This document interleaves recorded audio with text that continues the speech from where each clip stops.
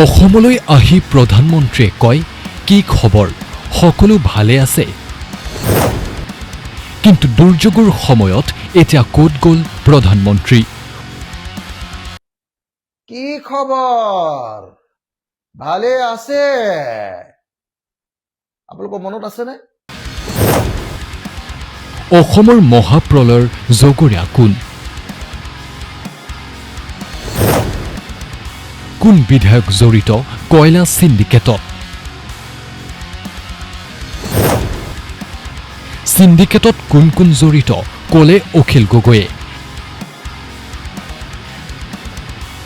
কাজিৰঙাত সংবাদমেল সম্বোধন কৰি চৰকাৰ তথা মুখ্যমন্ত্ৰীক তীব্ৰ কটাক্ষ কৰে বিধায়ক অখিল গগৈয়ে। অসমৰ মহাপ্ৰলয়ৰ জগৰীয়া কোন বুলি প্ৰশ্ন অখিল গগৈৰ। কয়লা সিন্ডিকেটৰ বিৰুদ্ধেও সৰব অখিল গগৈ। আজি সবেই গম পালে যে আজিৰ এই মহাপ্ৰলয়ৰ কাৰণে জগৰীয়া বিজেপিৰ সিন্ডিকেট কাণ্ডাৰীসকল আজি শিৱসাগৰ, চৰাইদেউ আৰু যোৰহাটত যি মহাপ্ৰলয় আহিছে, সেই মহাপ্ৰলয়ৰ কাৰণে হিমন্ত বিশ্ব শৰ্মা জগৰীয়া, যি হিমন্ত বিশ্ব শৰ্মাই পীযুষ হাজৰিকাক লগায়, যি হিমন্ত বিশ্ব শৰ্মাই আপোনাৰ সুশান্ত বৰগোহাঁইক দি নাগালেণ্ডত কয়লাৰ সিন্ডিকেট কৰাইছে, তেওঁলোকৰ লোকেল এমএলএ কেইজনক দি সিন্ডিকেট কৰাইছে, কামটো কৰে লোকেল এমএলএ কেইজনে। আজি যি ঠাইত আটাইতকৈ বেছি ক্ষতিগ্ৰস্ত হৈছে সেই এমএলএ কেইটাই নিজে এই কয়লা খননত জড়িত।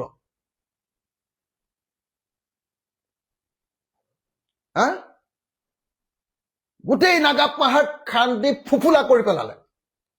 ডাঙৰ ডাঙৰ লেক, ডাঙৰ ডাঙৰ হ্ৰদ। মই যেতিয়া কৈছিলো মানুহ কোনেও বিশ্বাস কৰা নাছিলে, এতিয়া সাংবাদিক বিলাকে নিজে নিজে গৈ ফিল্ড সাৰ্ভে কৰি বুজি পাইছে যে কথাটো সঁচাকেই সেইটো। আজি যি ঠাইত আটাইতকৈ ডাঙৰ ক্ষতিগ্ৰস্ত হৈছে নাজিৰা সমষ্টিত, সেই নাজিৰা সমষ্টিৰ কিমান হাজাৰ হাজাৰ হেক্টৰ মাটিত কেৱল আৰু কেৱল সেই ওখ মাটিবিলাকত একদম গোটেই শিল খান্দিবৰ কাৰণে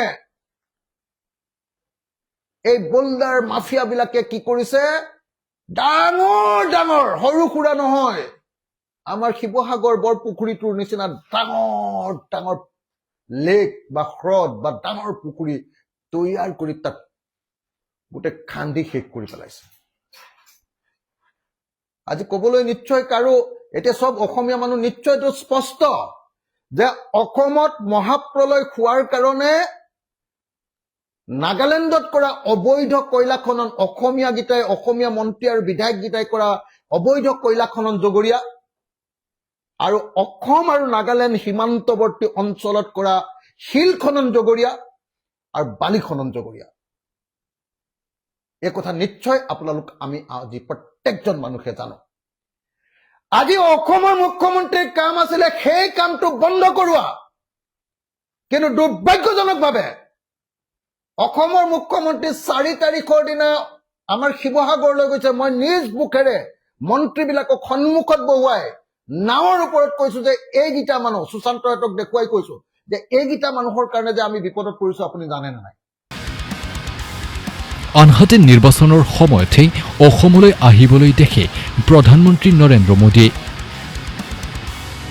প্ৰধানমন্ত্ৰী অসমলৈ নহাক লৈ সৰব বিধায়ক অখিল গগৈ। আহিব লাগিছিলে প্ৰধানমন্ত্ৰী, যি প্ৰধানমন্ত্ৰীয়ে প্ৰত্যেকবাৰ নিৰ্বাচনৰ সময়ত 7 দিন 8 দিন অসমত থাকি গামোচা পিন্ধি অসমীয়া ভাষাত কথা কৈ অসমীয়া মানুহৰ সেন্টিমেন্ট লবলৈ চেষ্টা কৰে। কি বুলি, কি খবৰ, ভালে আছে? আপোনালোকৰ মনত আছেনে? এই বুলি যে তেওঁ সেন্টিমেন্ট, অসমীয়া সেন্টিমেন্ট আনিব খোজে। এতিয়া তেওঁ সেই অসম প্ৰেম ক'ত? সদায় গামোচাখন লৈ যে একদম অসমীয়াৰ প্ৰতি ভাল ভাৱ দেখুৱাবৰ কাৰণে চেষ্টা কৰে য়োগা কৰোতে। এতিয়া সেই যেতিয়া অসমীয়া জাতি সম্পূৰ্ণৰূপে ডুবি গৈছে, মহাপ্ৰলয়ৰ বিপদত পৰিছে, তেতিয়া প্ৰধানমন্ত্ৰীৰ এষাৰো মাত নাপালো কিয়? না তেওঁ মন কী বাতত আমাৰ কথা কৈছে, না তেওঁ এখন প্ৰেছ কনফাৰেন্স দিছে, না তেওঁ এটা প্ৰেছ ৰিলিজ দিছে, না তেওঁ এই সময়ত আমাৰ কাৰণে পইচা কেইটামান মুকলি কৰি দিছে। অথচ তেওঁলোকৰ মূল কথা কি আছিলে যে অসমক বিদেশী মুক্ত, বানমুক্ত আৰু দুৰ্নীতিমুক্ত কৰিব। বান সাহায্য সংগ্ৰহ কৰাক লৈ মুখ্যমন্ত্ৰীৰ মন্তব্যৰ বিৰোধিতা কৰি অখিল গগৈয়ে কয় যে অসমৰ মুখ্যমন্ত্ৰীয়ে CM সাহায্য পুঁজিৰ বাবেও চান্দা সংগ্ৰহ বন্ধ কৰক। বানাগ্ৰস্তক সহায় কৰা লোকক মুখ্যমন্ত্ৰীয়ে অপমান কৰিছে। ৰাইজক অপমান কৰা মুখ্যমন্ত্ৰীয়ে ক্ষমা খোজক। চান্দা অসমৰ মুখ্যমন্ত্ৰীয়ে তোলে, যিসকলে চান্দা লৈ থাকে সেইসকল মুখ্যমন্ত্ৰীৰ বন্ধু। বান সাহায্যক লৈ মুখ্যমন্ত্ৰীৰ মন্তব্যক লৈ প্ৰতিক্ৰিয়া বিধায়ক অখিল গগৈৰ। এতিয়া 19 জুলাইৰ পৰা 7 দিন ধৰি চৰকাৰখন অসহায় আছিল, মানুহে জঁপিয়াই পৰি মানুহক সহায় কৰিছিল। সেই সময়ত তেওঁ এই কথা ক'বলৈ সাহস কৰা নাছিল। এতিয়া যেতিয়া মানুহে এই মানুহক সহায় কৰি এটা পৰ্যায়লৈ আনিলে, পানী অলপ অলপ শুকাবলৈ ধৰিলে, মই আপোনালোকক খাটাংকে ক'ব পাৰোঁ, আজিৰ দিনটোত অসম চৰকাৰে যদি বানপীড়িত, দুৰ্যোগ পীড়িত, প্ৰলয় পীড়িত মানুহক যদি 10 টকা দিছে, অসমৰ ৰাইজে 90 টকা দি সহায় কৰিছে। ফ্লাড ৰিলিফ বা বান সাহায্য 90 টকা ৰাইজৰ, 10 টকাহে চৰকাৰৰ। তাৰ পাছতো মুখ্যমন্ত্ৰীয়ে এনেকৈ অসমীয়া মানুহক অপমান কৰাটো কেতিয়াও মানি ল'ব নোৱাৰি। এইটো কথা খাটাং যে চৰকাৰ নহয়, মহাপ্ৰলয়ত দুৰ্গতসকলক সহায় কৰিছে অসমৰ ৰাইজেহে। এইটো কথা খাটাং। এতিয়া পাৰ পাই অসমৰ জনতাকে তেওঁ অসমৰ মুখ্যমন্ত্ৰীয়ে উভতি ধৰিছে।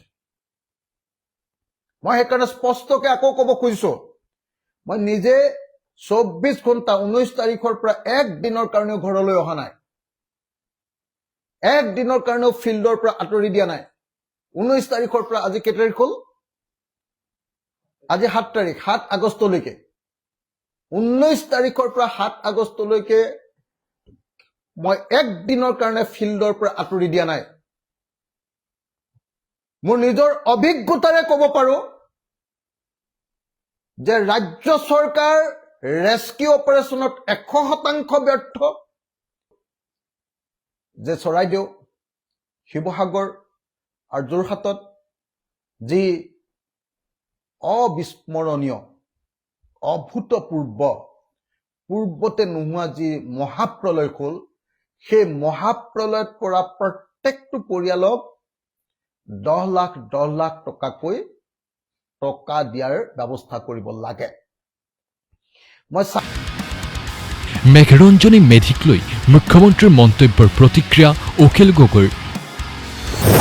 মেঘৰঞ্জনীয়ে লণ্ডনত সহায় লওঁতে মুখ্যমন্ত্ৰীৰ লাজ লাগিল। বাহিৰা বেংকৰ পৰা মুখ্যমন্ত্ৰীয়ে হাজাৰ হাজাৰ কোটি টকা ঋণ লৈছে। 19 জুলাইৰ পৰা 7 দিনলৈকে 3 বান বিধ্বস্ত জিলাত চৰকাৰৰ অস্তিত্ব নাছিল। অসমীয়া মানুহে বানাক্ৰান্তক সহায় নকৰাহেঁতেন বহুলোকে খাবলৈ নাপাই শেষ হ'লহেঁতেন। দিনাই অসমৰ মুখ্যমন্ত্ৰীয়ে ধাৰ লয়। কেলে? ভিক্ষাৰ জুলুঙাটো লৈ যেতিয়া প্ৰধানমন্ত্ৰীৰ ওচৰলৈ যায়, তেতিয়া প্ৰধানমন্ত্ৰীয়ে তেওঁক লাট মাৰি খেদি পঠিয়ায়। এইবাৰ বানপানীৰ সময়ত প্ৰধানমন্ত্ৰীৰ ওচৰলৈ গৈছিলে, প্ৰধানমন্ত্ৰীয়ে মুখ্যমন্ত্ৰীক সাক্ষাৎ নিদিলে। তেওঁ পৰম বন্ধু অমিত শ্বাহৰ ওচৰলৈ গৈছিলে, অমিত শ্বাহেও 1 টকাও পইচা নিদিলে। গুজৰাটত এতিয়া বানপানী হৈ থকা নাই, গুজৰাটত 2000 কোটি টকা দিলে। আমি বানপানীত মৃত্যুবৰণ কৰিবলৈ গৈছো, আমি টকা 2000 কোটি টকা বিচাৰিছিলো কেন্দ্ৰক ভিক্ষাৰ জুলুঙা লৈ। মুখ্যমন্ত্ৰীয়ে 2000 কোটি টকা বিচাৰিছিলে আৰু 2000 কোটি টকাৰ ভিতৰত মাত্ৰ 379 কোটি টকা দিলে। গতিকে মুখ্যমন্ত্ৰী ডাঙৰীয়া, আপুনি যি কথা কৈছে যে মই দিল্লীৰ পৰা টকা বিচাৰিবলৈ দিগদাৰি পাওঁ, লণ্ডনৰ পৰা বিচৰাটো দূৰৰে কথা। মেঘৰঞ্জনী মেধিয়ে লণ্ডনত অসমীয়া মানুহৰ কাৰণে মানৱীয়তাৰ সহায় বিচৰাটোত আপোনাৰ লাজ লাগিছে নহয়? অথচ সেই বিদেশী কোম্পানী ৱৰ্ল্ড বেংক, IMF আৰু আন্তঃৰাষ্ট্ৰীয় ব্যৱসায়ী সংস্থাবিলাকৰ পৰা আৰু বিদেশৰ পৰাই আপুনি দৈনিক লোন লৈ, ঋণ লৈ, ধাৰ লৈ, ভিক্ষা খুজি খুজি ঋণ লৈছে। মই মেঘৰঞ্জনী মেধিক আদৰণি জনাইছো তেখেতৰ এই মানৱ প্ৰেমৰ কাৰণে, তেখেতৰ এই দেশপ্ৰেমৰ কাৰণে, তেখেতৰ এই বানপীড়িত মানুহৰ প্ৰতি দেখুওৱা মানৱতাৰ কাৰণে। আৰু প্ৰকাৰান্তৰে মেঘৰঞ্জনী মেধিক নিন্দা কৰা অসমৰ মুখ্যমন্ত্ৰীক এনেকুৱা দুষ্কাৰ্য নকৰিবৰ কাৰণে মই সকীয়াই দিছো। দুৰ্ভাগ্যজনক, এইটো অত্যন্ত দুৰ্ভাগ্যজনক। অসমীয়া মানুহক মুখ্যমন্ত্ৰীয়ে বিপদত পৰা মানুহক কেনেকৈ সহায় কৰিব লাগে তাৰ শিক্ষা দিব নালাগে। অসমৰ মুখ্যমন্ত্ৰী এনেকুৱা কোনো মহান ব্যক্তি নহয় যে তেওঁৰ শিক্ষালৈহে অসমীয়া মানুহে কাক কেনেকৈ সহায় কৰিব সেইটো সিদ্ধান্ত লয়। বিধায়কগৰাকীয়ে অভিযোগ উত্থাপন কৰে যে বান বিধ্বস্ত বহু অঞ্চলৰ লোকে 15,000 টকাৰ এককালীন সাহায্য পোৱা নাই, কাৰণ এই তালিকা প্ৰস্তুত কৰিছে বিজেপিৰ মানুহে। অখিল গগৈয়ে লগতে আহ্বান জনায় যে চৰকাৰে মানুহৰ জৰিয়তে তালিকা প্ৰস্তুত কৰক। ৰিলিফ অপাৰেশ্যনত 100% ব্যৰ্থ। ৰাজ্য চৰকাৰে মানুহক, এতিয়া বিপদত পৰা মানুহক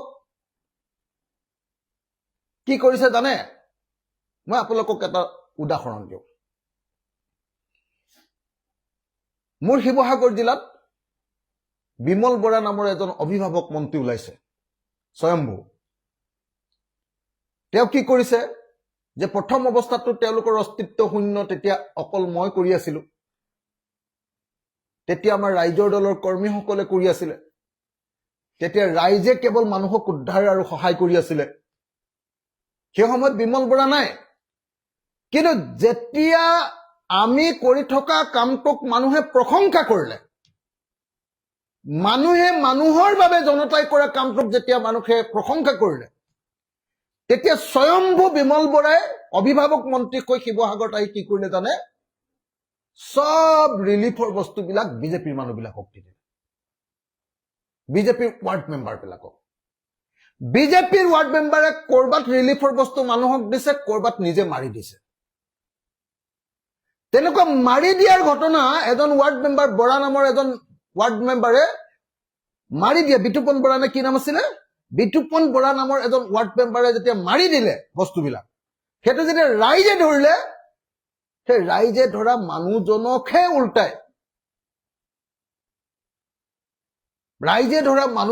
উল্টাই বিমল বৰাই এছপিক লগাই জেলত ভৰাইছে, কেছ দিছে।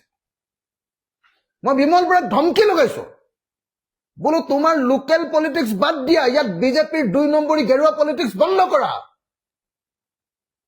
তোমালোকৰ ৱাৰ্ড মেম্বাৰে বানপানীত পৰা মানুহৰ বস্তু কেনেকে নিজৰ ঘৰত ৰাখিব পাৰে আৰু সেই বস্তু কেনেকে খাব পাৰে?